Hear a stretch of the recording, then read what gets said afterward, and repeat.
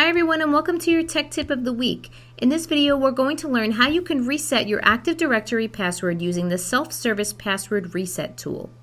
Your Active Directory password is what you will use to access the computers on campus, and it's also what you need to connect your devices to the Wi-Fi on campus. So it's important to make sure that you have this all set up so that way you can stay connected.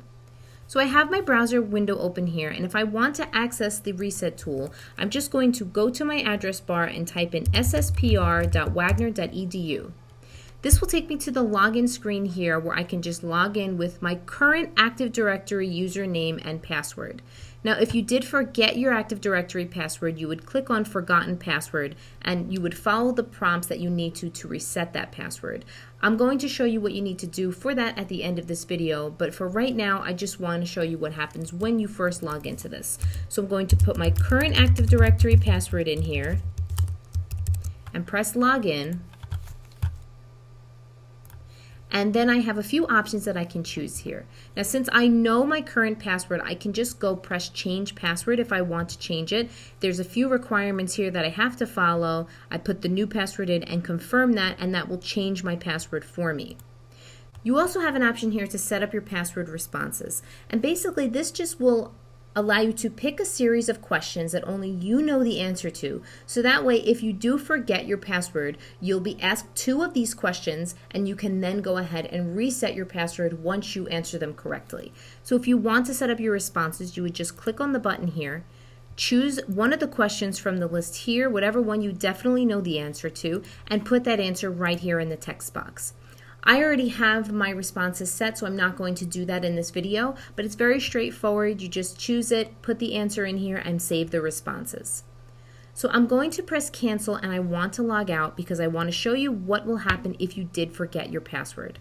So I'm back here at the login screen, and I want to press forgotten password, and I'm going to put in my current Active Directory username and my last name. Press search. And now it's going to ask me the answers to the security questions that I previously set up.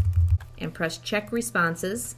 Once your questions have been answered correctly, you'll be taken to this password reset page where you'll now put in your new password twice. You're going to type it once and then confirm that password.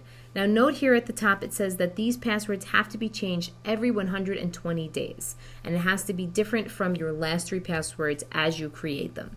There's also a few other requirements here that your password has to follow, including that it's case sensitive, it has to be at least 8 characters long, there's some information about what it cannot include, and also it has to have at least 1 uppercase, 1 lowercase, a number, and a symbol.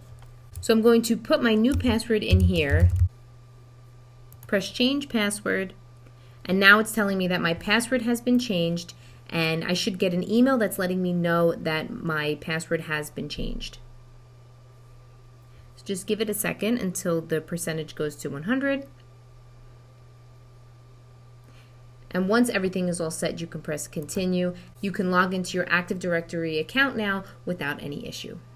The self-service password reset tool is very useful, especially if you are in a bind and you can't make it to campus to get your password reset. You can do it right from your computer without having to worry about making any of those extra steps. I do recommend that you set up those security questions as soon as you can, so that way if you do forget your password, you don't have to add that extra step in along the way when you're trying to get everything all reset and ready to go.